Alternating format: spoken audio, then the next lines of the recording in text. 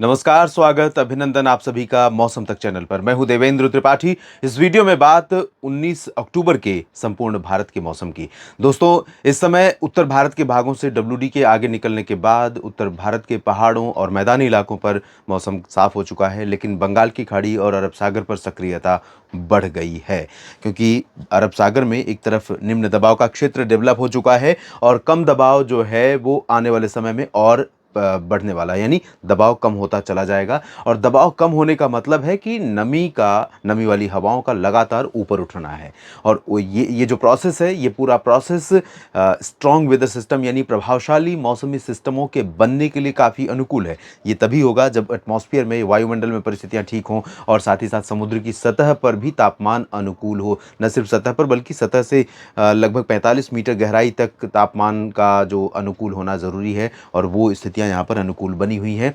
तो ये conditions favourable हैं। इधर बंगाल की खाड़ी भी अब सक्रिय है और ये यहाँ पर एक निम्न दबाव को इंड्यूस कर रही है और सर्कुलेशन बन चुका है। अनुमान है कि अगले 24 से 48 घंटों में यहाँ पर निम्न दबाव का क्षेत्र बनेगा, जो निश्चित तौर पर भारत के दक्षिणी और पूर्वी तटीय क्षेत्रों को, कई जगहों को प्रभावित करेगा। किस दिशा में जाएगा, क्या इंटेंसिटी होगी, भी नहीं पता, लेकिन अभी फिलहाल इसका भारत के मौसम पर असर पड़ना तय है। इधर पाकिस्तान की तरफ से कुछ बादल आपको बढ़ते हुए नजर आ रहे हैं। ये बादल राजस्थान, पंजाब, हरियाणा और आसपास के भागों पर पहुंचने वाले हैं। इन बादलों का क्या असर होगा और सेंट्रल इंडिया में क्या बादल और बढ़ेंगे या घटेंगे, बारिश होगी देश में, कहां पर होगी, आइए जान लेते हैं। और हवाओं का क्या रुख रहेगा ये भी जान लेते हैं, क्योंकि ये बहुत इंपॉर्टेंट है। यहाँ पर आप देख सकते हैं, इस मैप के ज़रिए समझ सकते हैं कि देश के अधिकांश भागों पर 80-90% रीजन में बारिश होने की संभावना अगले 24 घंटों के दौरान नहीं है। यानी 19 अक्टूबर को लीस्ट वेदर एक्टिविटी होगी और मुझे लगता नहीं है कि 10-15 से ज़्यादा, 20 शहर से ज़्यादा स्थान होंगे ऐसे, जो टॉप रेनियस प्लेसेस वाला वीडियो मैं करता हूँ न्यूज़ मीडिया मंच पर, उसमें ज़्यादा शहरों की सूची नहीं रहेगी। फिलहाल उत्तर भारत से जब डब्ल्यूडी आगे निकल गया है, तो इसका जो रिमेनेंट है, जिसे कहते हैं कि बचा हुआ असर, तो उसके चलते गिलगित बाल्टिस्तान, मुजफ्फराबाद और लद्दाख में कुछ स्थानों पर हल्की फुल्की वर्षा हो सकती है, बादल बने रह सकते हैं। और थोड़े बादल, जैसा कि मैंने बताया कि मध्य पाकिस्तान की तरफ से जो नमी है वो आगे जब मूव करेगी राजस्थान के तटों सीमावर्ती रीजन्स की तरफ आगे बढ़ेगी, गंगानगर, बीकानेर, जैसलमेर और आसपास के भागों पर। इसी तरह से पंजाब में फजिल्का से लेकर शिव मुक्तसर साहिब, फरीदकोट, बरनाला, मोगा की तरफ और सिरसा और आसपास के भागों में। तो इन भागों पर आप देखेंगे बादल कल दिखाई देंगे, और ये बादल हो सकता है कि कहीं पर बूंदाबांदी दे सकते हैं, लेकिन ज़्यादा चांसेस नहीं है। और बारिश की संभावना तो फिलहाल बहुत कम नज़र आ रही है, मतलब अच्छी बारिश की संभावना। और इस बदलाव के चलते, इस बदलाव के बाद जब ये सिस्टम निकला है, तो अब उत्तर पश्चिमी दिशा की हवाएं चल रही हैं। आपने देखा है कि जब आज की बात अगर करें, तो आज देश के तमाम इलाकों पर, जो उत्तर भारत के मैदानी या पूर्वी भारत, मध्य भारत के क्षेत्र हैं, जहां पर भी उत्तर पश्चिमी दिशा की शुष्क हवाएं पहुंची हैं, वहां पर आसमान पूरी तरह से साफ हो गया है। डस्ट पार्टिकल, पोल्यूशंस या हवा में नमी, सब कुछ धीरे धीरे हट गया है। और ऐसे में ब्राइट सनी स्काई यानी चमकती धूप, और उसके अलावा रात में गिरता हुआ तापमान, और रात में चांदनी या सितारों की झिलमिलाहट, आसमान नीला, और साथ ही साथ रात में ओस की बूंदें भी अच्छी खासी गिरेंगी। और सुबह जब आप पार्क में, खेतों में देखेंगे, तो ओस पड़ेगी बहुत। मिनिमम टेम्परेचर थोड़ा नीचे जा सकता है, मैक्सिमम थोड़ा ऊपर जा सकता है, क्योंकि टेम्परेचर अभी मैक्सिमम तब तक नहीं गिरेगा जब तक कि अच्छी बर्फबारी पहाड़ों पर ना हो जाए और लगातार उत्तर पश्चिमी दिशा की हवाएं न चलती रहें।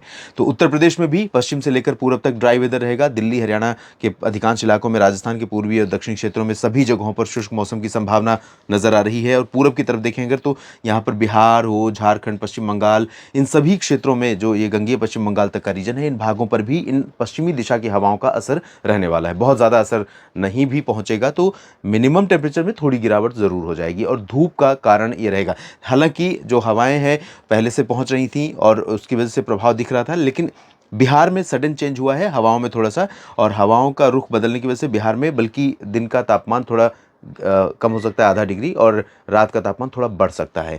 वजह यह है कि नमी यहाँ पर एटमॉस्फेयर में थोड़ा ऐड हो जाएगी। उप हिमालय, पश्चिम बंगाल, सिक्किम में थोड़ी बारिश हो सकती है, अरुणाचल में थोड़ी बारिश हो सकती है। बाकी असम और मेघालय, नागालैंड, मणिपुर, मिजोरम, त्रिपुरा, सभी जगहों पर ड्राई वेदर रहेगा। मेघालय में कहीं कहीं पर हल्की वर्षा की संभावना नजर आ रही है। इधर पूर्वी तटों पर सक्रियता बढ़ने के कारण ओडिशा का जो रीजन है, कटकपुरी, पारादीप समेत बालासोर समेत इन भागों में कुछ स्थानों पर हल्की फुल्की बारिश होने की संभावनाएं बन सकती हैं और बारीपादा, केंदुझार और दक्षिणी क्षेत्रों में कुछ स्थानों पर हल्की फुल्की वर्षा हो सकती है। बाकी जगहों पर ड्राई वेदर रहेगा। पूरे छत्तीसगढ़ में अंबिकापुर, कोरिया, सरगुजा और पेंड्रा रोड से लेकर रायगढ़ से लेकर रायपुर और मध्य क्षेत्रों में बलौदाबाजार, भाटापारा, कबीरधाम, कवर्धा, बेमेतरा और दक्षिण में सुकमा, दंतेवाड़ा, नारायणपुर, कोंडा, बीजापुर इन सभी जगहों पर ड्राई वेदर रहेगा।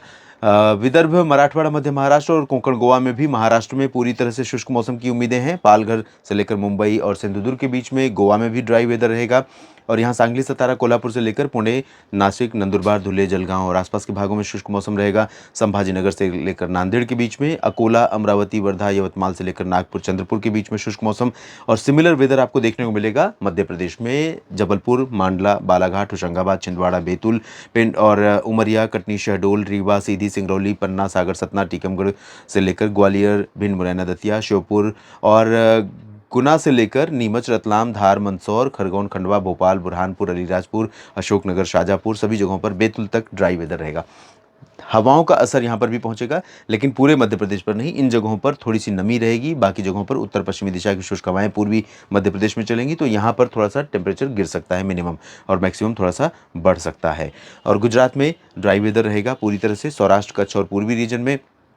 दक्षिण भारत इस समय नॉर्थ ईस्ट मानसून की प्रतीक्षा में है। 20 अक्टूबर से यहाँ पर शुरुआत होती है। अगर ये सिस्टम सीधे जाएगा तमिलनाडु की तरफ तो निश्चित तौर पर मानसून भी इसी के साथ सेट हो जाएगा। अगर ये सिस्टम ऊपर की तरफ जाएगा तो हवाओं का रुख अभी यहाँ पर नहीं पहुँच पाएगा, तो ऐसे में थोड़ा सा वेट करना पड़ेगा नॉर्थ ईस्ट मानसून के लिए। यहाँ पर कोस्टल आंध्र प्रदेश में कई जगहों पर वर्षा हो सकती है। साथ ही साथ रायलसीमा, तमिलनाडु और दक्षिणी आंतरिक कर्नाटक में छिटपुट बारिश हो सकती है। बाकी तेलंगाना, उत्तरी आंतरिक कर्नाटक में ड्राई वेदर रहेगा लेकिन तटीय कर्नाटक और केरल में कई जगहों पर हल्की बारिश की उम्मीदें हैं।